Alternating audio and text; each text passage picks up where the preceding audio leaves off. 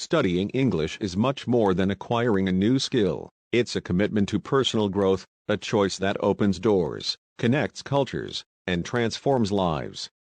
However, along this journey, many students face a silent enemy, the loss of motivation. In the beginning, everything feels exciting.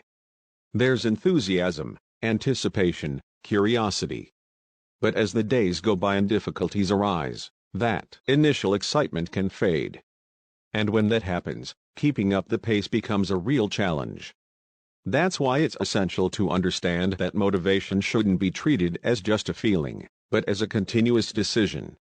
It's not something you wait to feel before you start studying. It's something you build, even on the days when everything feels harder. Imagine someone who wants to run a marathon. They don't run 26 miles on the first day. They start with short runs, improve their breathing, strengthen their muscles, and little by little, build endurance. Learning English is similar. It requires consistent effort, even when you don't see immediate results. That's where motivation comes in, as an essential fuel. Before we continue, welcome to another video on this channel. If you're here, it's because you're interested in productive content about learning English. Make sure to subscribe and leave a like so you don't miss upcoming videos. This also helps more people discover this content. Let's keep going. In this video, we're going to share practical tips to help you stay motivated. How can you keep that motivation alive throughout such a long and unpredictable journey? The answer lies in small daily actions, in conscious choices that keep your purpose alive. One of the most effective ways is to connect your English studies to your personal interests. That makes learning enjoyable and meaningful.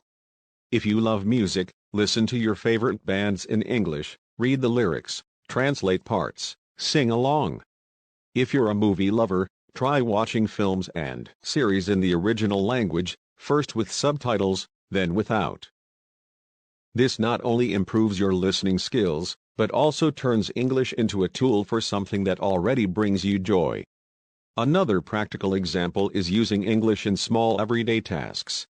Change your phone or computer settings to English, write your shopping list in English, mentally narrate your home chores in the language.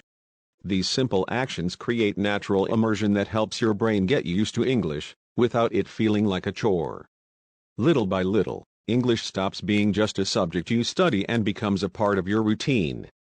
It's also essential to be clear about the reasons you started learning English in the first place. Why do you want to learn it? The question may seem simple, but it holds tremendous power. The answer might be practical, like getting a better job, traveling, or passing an exam, or emotional, like feeling more confident, overcoming a challenge, or fulfilling an old dream. Knowing your why is like having an internal compass. On days when your motivation fades, you can go back to that reason, remember what's at stake, and refocus.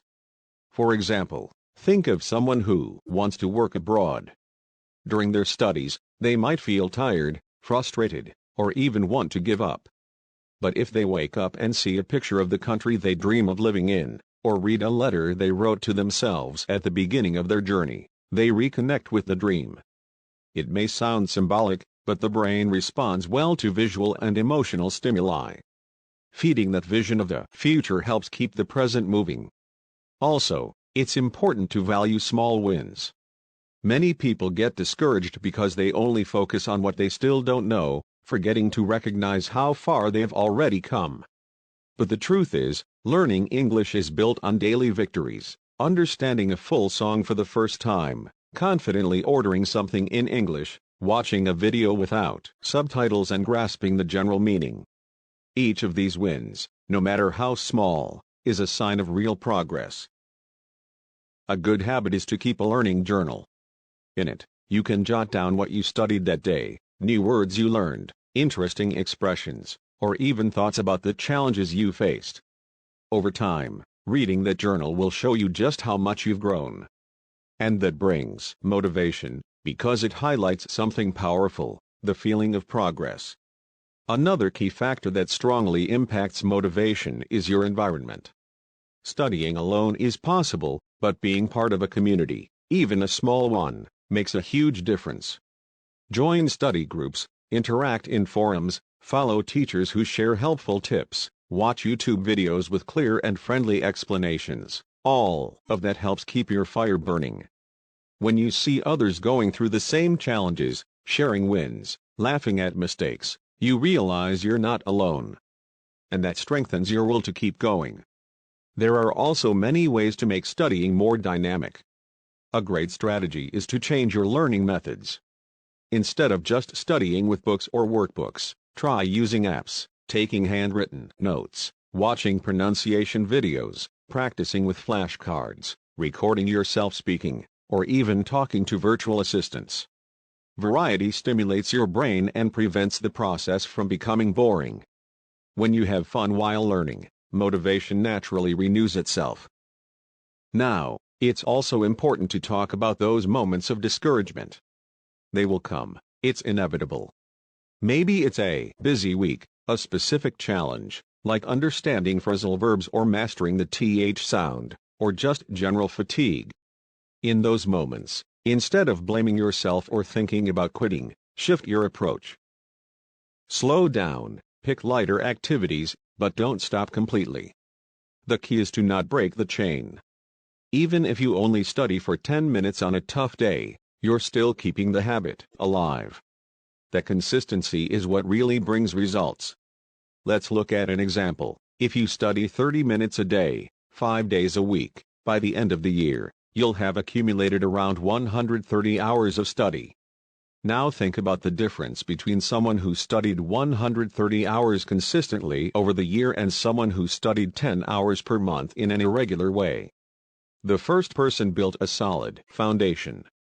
The second will probably forget most of what they learned. In this case, motivation is directly tied to habit.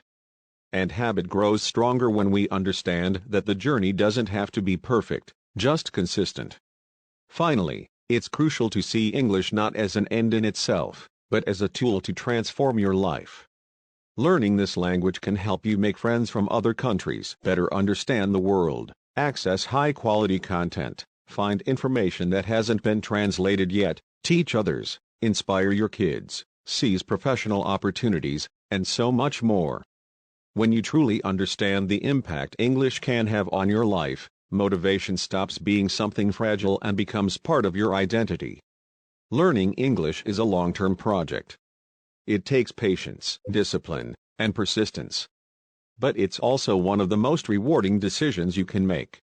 On hard days, remember, you don't have to feel motivated to keep going. You just need to take one more step. And then another. And another. Until, one day, when you look back, you'll see how far you've come. And when you look ahead, you'll realize how much more you can achieve. Let this journey be marked not by speed, but by presence. And may motivation, built day by day, walk with you all the way to the finish line, and beyond. Congratulations on watching the entire video. Leave a comment telling us how this video helped you, and don't forget to like it. See you next time.